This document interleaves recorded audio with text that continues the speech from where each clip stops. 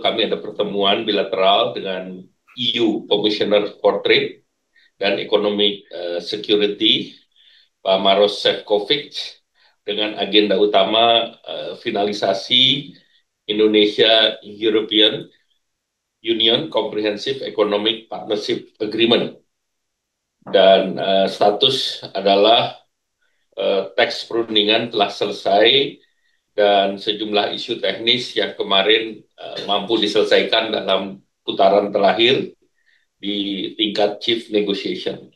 Nah, pertemuan ini adalah komitmen kuat dari pemerintah Indonesia agar perundingan dengan negara-negara mitra strategis dan potensial bisa diselesaikan.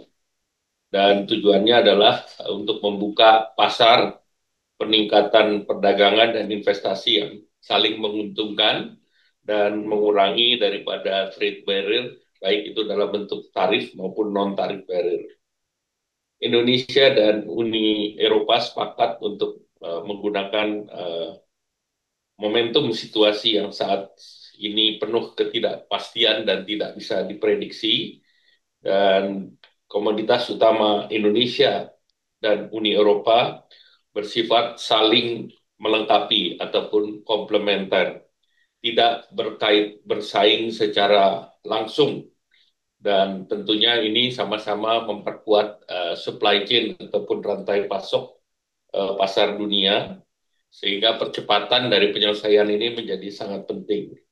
Indonesia dan Uni Eropa masing-masing populasi Uni Eropa 450 juta jiwa dengan PDB sebesar 19,5 triliun US dollar, dan Indonesia dengan populasi 282 juta jiwa dan ekonominya 1,4 triliun.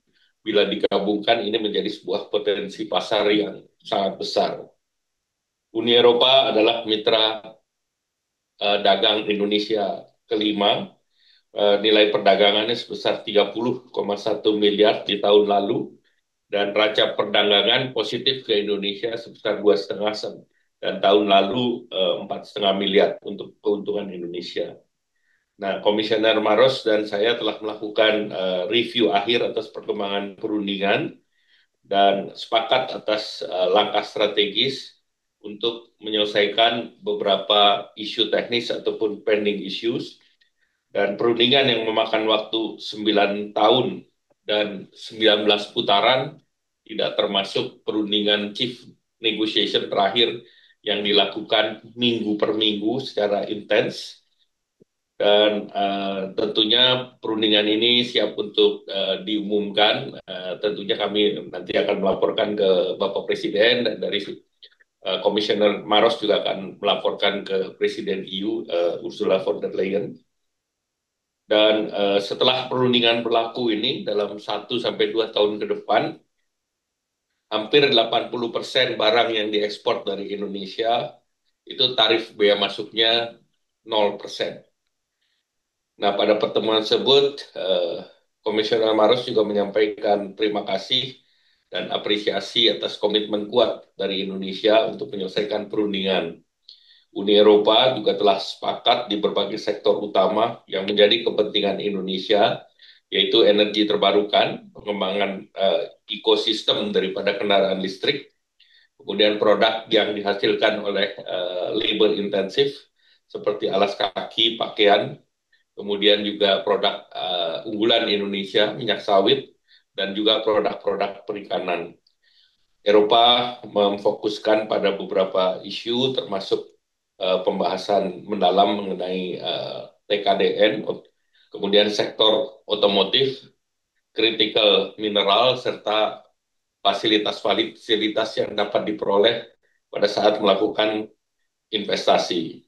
Komisioner Maros tentu memberikan beberapa catatan yang sudah dijadikan kesepakatan bersama, dan secara prinsip kesepakatan ini sudah menjadi hal yang kedua belah pihak telah menyetujui.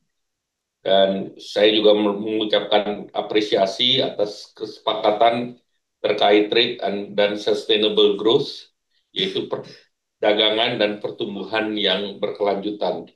Nah, kesepakatan ini dianggap bernilai tinggi karena ini memberikan keuntungan baik bagi pelaku usaha di Indonesia maupun Eropa dan kegiatan yang terkait sustainability ini menjadi penting termasuk dalam berbagai perkembangan daripada kebijakan di Eropa terkait dengan produk-produk yang berkelanjutan dan diharapkan kebijakan ini bisa mengurangi risiko kita terhadap standar-standar yang diberlakukan ke depan.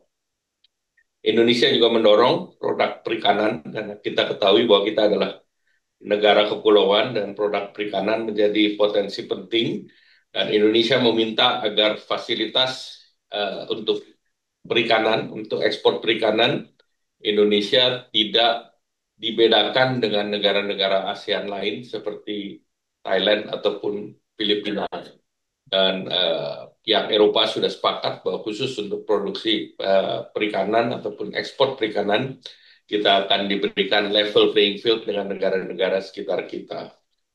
Kemudian terkait dengan kebijakan yang terkait dengan deforestasi, Komisioner Maros menjanjikan akan memberikan perlakuan khusus kepada Indonesia dan tentunya ini sangat berpengaruh terhadap ekspor andalan Indonesia, yaitu terutamanya produk-produk yang berasal dari hasil hutan. Demikian, terima kasih Pak Dubes, mungkin ada yang ingin tambahkan. Terima kasih, Bapak. Terima kasih.